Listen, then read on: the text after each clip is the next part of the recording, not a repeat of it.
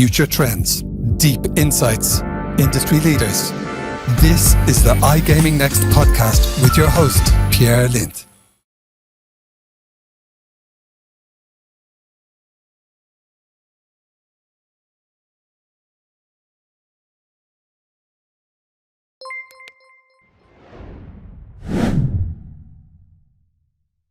And good morning, Pontus Lindwall, the past, present, and future CEO of Betsson AB. How are you feeling today? Yeah, I'm doing fine, thank you. Great.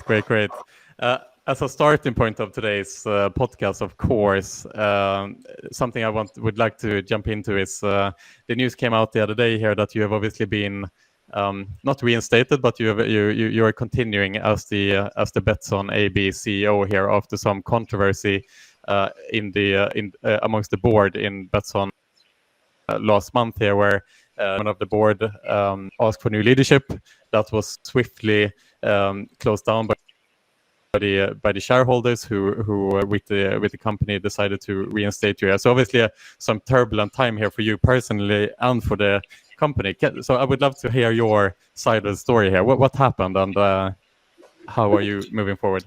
Yeah, it's been a period of turbulence. I was unexpectedly, I will have to say, asked to leave as CEO in the middle of September, or the 17th of September. I said already by then that this came as a total surprise, and I think it wasn't a good decision for the company, that is, at the time, because we have a lot of important projects where I'm fully up to speed, and I couldn't really understand the decision. And it turned out that the chairman of the board had probably not talked too much to the main shareholders, and there were discussions between me and the shareholders, the management team, the board, and suddenly the chairman left his position, and a few days later one of the largest shareholders called for an extra shareholders meeting with the ambition to propose a new board. That shareholders meeting was yesterday, and in between that call for extra general meeting and yesterday there was another board member leaving the board. But yesterday there was the extra shareholders meeting. I was elected into the board, which was proposed by this shareholder, and also one person from that shareholding family, from the Hamberg family, namely Peter Hamberg. And Hamberg, of course, has been a founding family since the inception of this company. So now there are two owner persons on the board, which was not the case before this. And in the first board meeting after the extra general meeting yesterday, the newly composed board decided that I should stay on as the CEO, which I'm very happy about. And I think it was a good decision. I'm very humble for the situation, of course, and it's maybe the biggest responsibility of the board is to make sure that they have the right CEO of the company. So I have a very big respect for those discussions. But now we have a decision, and I'm 100% aligned with the new chairman of the board and the board fully as such, and we're moving ahead. So short, it's been a turbulent time, but I think as of from yesterday, I think we have gone through it, and now we just look forward. Yeah, I'm very happy to hear, Pontus, and Betsson Group is a company that is near and dear to my own heart as an ex-Betssonite myself from back in the day. So as we joked here before the podcast, it's like a Star Wars movie, The Return of Pontus. You're back to where you belong, and I guess this is a chapter that is now closed, and you feel that you can now move forward in a good light. Yeah, and that's very good. And obviously, I got a lot of support from not only my employees, all Betssonites, and as you said, former Betssonites, but also from competitors, from the full industry, actually. And given such a hard time, that was pleasant to experience, and it was strengthening.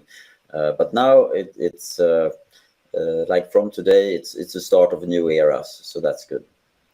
Absolutely. And I'll be the closest follower to this new era, so it's going to be very exciting. Let's jump into the quarterly report itself that was released this morning. The markets have reacted, let's say, lackluster. I think at the time of writing, the share price is pretty much unchanged. Can you give your summary of the report as you see it? Yeah, I think the report for the third quarter is pretty strong, actually, because the figures are strong.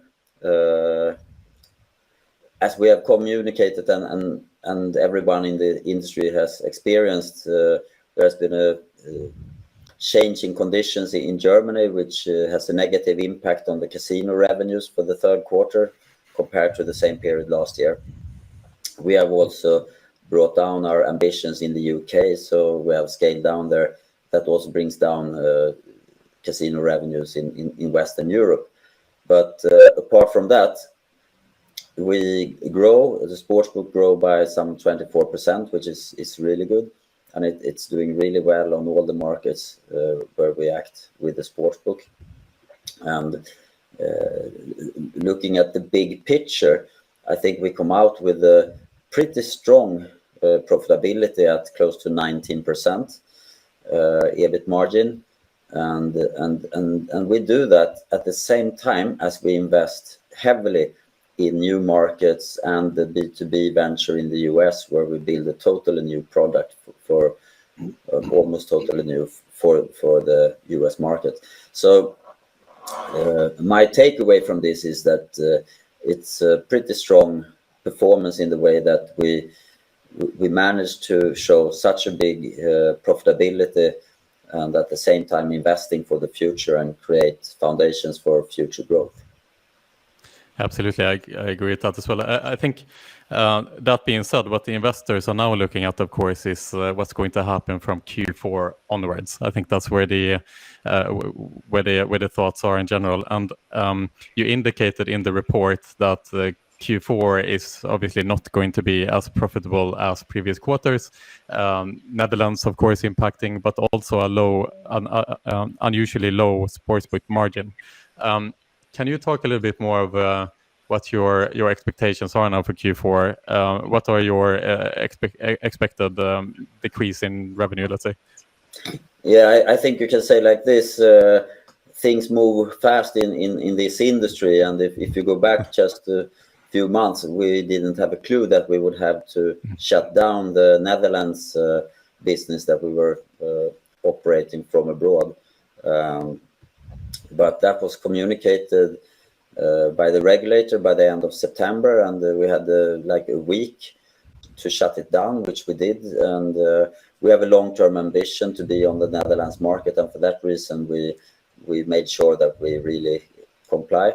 So that means that we lost the revenues and the EBIT from the Netherlands market, and that will be the case until we hopefully will be able to open again in the second half of 2022. So that one, I think, was it was not expected 2 months ago, but it was known at the time for this report that we released this morning. Then we had quite a I can say weak trading update for the first 17 days of this quarter up until the 17th of October. And the main reason for that is not Netherlands, but a pretty weak sportsbook margin for the first 17 days of October. And that is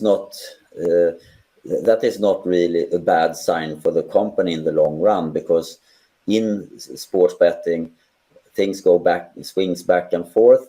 Now we've had an unusually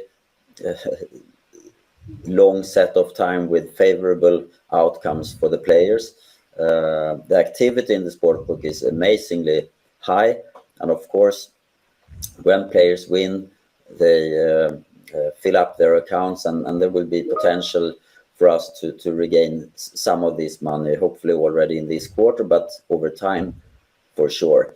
And sometimes I get the question, what's going on with the sportsbook? Is this bad that you lose, that you're not winning as much from the clients? And I say, no, it's good, because this is the dynamics of our industry. People come to us to get excitement and entertainment, and of course they have to win from time to time. That's a part of the business, and now we have had such a time. So that's totally in line with our business. And, right. I think we will swing back a bit for the rest of the quarter in terms of sportbook margin. Maybe not back to the normal average where we are, but we will certainly swing back from this level. Yeah, we are in the gambling industry after all.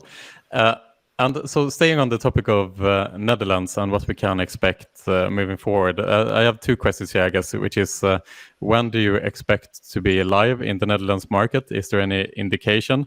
And secondly as well, when you do go live, what profitability are you expecting? Because there are obviously some restrictions from the regulator and how you can use your previous database, for example. And so I would imagine that it's going to take time to build up the liquidity in that market again when you do go live. Is that a fair statement? It is, yes. And we will start in the Netherlands. To answer the first part of the question, yep. we have a process which we are working on towards licensing, and we are following that process. If that goes according to our hope, we will be able to have a license during the second half of next year. And we are on track with all those initiatives for the time being. Then when we open up in the market, it will be a totally new market for us in many ways, because we will start with an empty database. We will have to invest in order to bring in clients again. So of course we will start with a negative EBIT impact. On the positive side, we know the market. We have a very experienced team that understand the market, and we have some good brands which are well known in the market. So over time we will be able to build up to profitability. But of course, we don't really expect to see profitability near term in that market. We want to build up and become a player, and that will take some time. Right, exactly. So essentially, you are not allowed to use the database that you have built up previously. So it's a case of starting from scratch and investing in that market, and slowly start building the liquidity again there. I mean, in general, Pontus, looking at Germany, looking at Netherlands, looking at the difficulties in the UK, in Sweden, clearly there are strong headwinds in Europe. And looking at your revenue, you derive something like 83% of your revenue from Europe. And when we talk about like geographical diversification, how important is it for the future profitability in Betsson and future growth in Betsson that you diversify your revenue streams? First of all, I think what we see now in Europe is regulation has been going on for some time, and I think you're familiar with the expression over-regulation, which is something that we have seen, which means that the regulator, they don't really always understand the full dynamics of the business. They put in place certain restrictions in order to protect the players, but if those restrictions are too harsh, then you end up having a lower channelization, which means that the players play outside of the regulation, and then you have no consumer protection. So I think this is something that may swing back over time as regulators learn how to understand this business more in detail. But for the time being, it's a little bit of a headwind, you can call it. We are still doing well in certain regulated markets, like we're taking market share in Sweden, we're growing strongly in Italy, and we have many other markets where we perform well. The Baltics was doing really great for this past quarter, as an example. But we are a company with global ambitions, and we entered we started very cautiously entering into LATAM like 15 years ago. and we have learned, we have built up, and as you probably have seen, we have geared up our ambitions there for the past years. So this is one example of where we want to grow more in the future. So I think for us, it has proven to be favorable to have a geographic diversity as we have, because we have more than 20 markets that contribute, substantially. Not all of them are of similar size, but we have around 20 markets which we are really proud of. And if one of those markets goes down for one reason or another, there are 19 others to cover up for it. So that makes a good stability for the company over time, I believe. Do you think as well on the diversification? Is there a reason to focus on diversified revenue streams from Europe specifically, or do you see that Europe in the long term is still healthy? I mean, again, Netherlands, as you mentioned yourself, it was unexpectedly overnight you had to close down that market, and I think investors are concerned that might happen in other markets in Europe as well. Is that something you guys are worried about as well, or do you still see Europe as a pretty stable consolidation of markets? We believe that Europe will be an important market in the future as well. The Netherlands decision wasn't pleasant for us, and it was not pleasant for investors either. And this is something that we really want to achieve. We want to achieve a little bit more predictability from the regulators, not only for the sake of the investors, but also for us as a company, and hopefully that will happen over time. But we believe there will be good markets in Europe going forward, but I think it's obvious for everyone observing Betsson that we also put a lot of our efforts now into LATAM and into the B2B venture into North America, where we have good hope to grow in the upcoming future. One market you didn't mention here is Africa, and I noticed as well that in the quarterly report, Africa is not mentioned a single time. Now, BetSafe launched in Africa more than a year ago in Kenya, right? And it was a lot of buzz around that time around Kenya. It's obviously a massive market, 200 million people, and potential to become a huge market on its own. Can you talk a bit more? Like, what's your thoughts today on Africa, Kenya? How are your efforts going, and what's the future holds? Yeah, I'm still convinced that Africa, the African continent, there are many markets in Africa that have potential to become really big and good, and Kenya is one of them. We started a year ago, and it was a little bit unlucky with the timing in relation to COVID and marketing restrictions and things like that. So we've had a much slower start there than expected.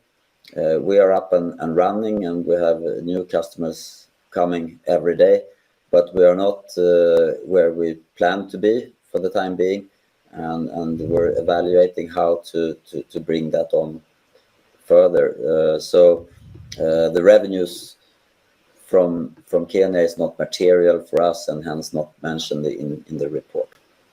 Okay. And you expect that in the future will Africa be a kind of a substantial part, you think, of your Ebitda down the line, or how do you see that market long term now that you have a year of experience? It's too early to say how it's going to play out for Betsson. We're still learning in that market. Revenues is growing, but from a very low level. So we will have to assess along the line and see how we will do there. All right.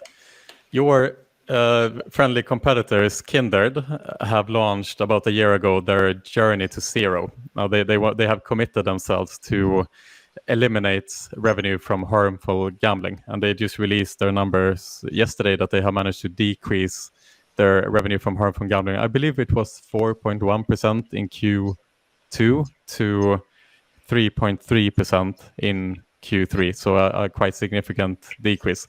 It's an amicable journey that they have set themselves on to eliminate harmful gambling. And I would like to ask you as well, Pontus, do Betsson have similar ambitions? Would you consider making similar commitments, or how do you see your journey towards protecting your players?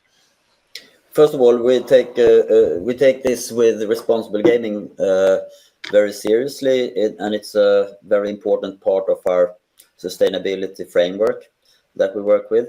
There are no standardized KPIs really for this part of our industry yet, and we share all different initiatives from friendly competitors and other companies, and we think that Kindred has done a really good job there. We work with other KPIs, and we track our activities there on a quarterly basis, and we communicate some KPIs in the reports as well. I was with the Kindred conference in this area recently, and we talked about this, and we believe that it's important that there is more communication between companies in these areas. We share the same goals, we share the same problems, and we look forward to have a more standardized set of figures to be able to report on. And while waiting for that, we can just congratulate Unibet that they move in the right direction, and we do as well with the KPIs that we measure. So we're on a good track here. Is there a need for stronger industry representation in order to make this happen? I mean, it's great that you're speaking to Kindred and other operators, but at some point, someone has to make this happen, right? To standardize this. And my thought would be that would come from some industry representation. You know, in Sweden, there's BOS, of course, and Spear. On a European level, there's EGBA. But I get the feelings sometimes that they are perhaps not representing the entire industry, EGBA. Is there a lack of industry representation, you think, and even on a political level, lobbying and so on? I think different geographical markets are in different positions on their journey within this area of responsible gaming, and I think the Nordics is pretty far ahead some other markets. So that makes it more natural for us to speak with the similar companies in this region. There are discussions between the companies on how to present and what to report within in this area, but we have to remember that if you compare this to the reporting of financial figures, this is very, very fresh and new stuff, and there is work to be done before there is something meaningful that we can align on how to report. Fair enough. I would like to use the last couple of minutes here, Pontus, in this call today to head over to the other side of the Atlantic, to the great prize, North America. Some of your friendly competitors have committed themselves to do what they can to establish themselves in the North American market on an operator level, and you have taken, of course, a much more conservative approach, launching only in Colorado and seemingly not putting a significant amount of investments into that market so far, at least. What's your thoughts in general now on the North American market, and how do you see this strategy playing out for you guys? Yeah, it's first of all, North America is going to be a very big market, and it's going to build up over the coming years. It's regulating state by state, and there are many states that will be coming after the states now that has already regulated. So the market is not set yet. It's a lot of development to come. We see that some companies they spend huge amounts of money to build up customer bases, and I'm sure they're doing that. That they have the control of the situation. But for us, we can see that the price of customer acquisition is quite high. We see other opportunities in other markets with good returns of investments. This doesn't mean that we disqualify the US in any way. We're going to open up in Colorado. We're going to start from zero. We're going to learn. The product will not be perfect day one, but we have an ambition to build this Colorado operation as a showcase for our product, and then go on the B2B route with the sportsbook, which we are now building for the US market. So we are really excited to see the next coming years, how the US will play out. And as you see what's going on in the industry in the US, and it reaches outside the US as well, there's a lot of activity. So a lot of things is going to happen. We are very excited about it, and we look forward to launch in Colorado, hopefully in the first quarter next year. Interesting stuff.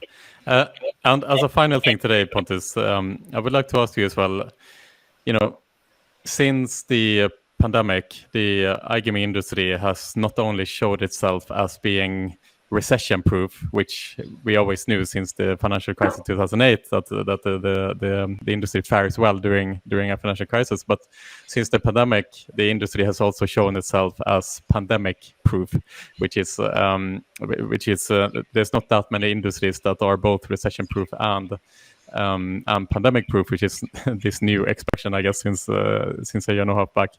And so the industry, of course, have grown quite a bit since a year and a half back. However, in the last couple of months, there's been a lot more headwinds now against the industry, and it seems to be a bit of a lack of positive news, you could say. Could you quickly give the investment case for the iGaming industry and the next couple of years? Like, why should investors be interested in the iGaming industry, and where will the growth come from? And then, of course, secondarily, where does Betsson fit into this picture? Yes, I think this industry has proven itself as a future industry. We see a great shift from land-based gaming towards all kinds of electronically distributed gaming, and that's a strong base for growth in my view. Some of the markets where we are present are quite well developed, such as the Nordics and some parts of Europe. But if you look globally, there are so many markets which are 10 to 20 years behind us in time. And there is so much market share in those markets that needs to be transferred from land-based gaming to internet gaming and gaming through mobile phones. So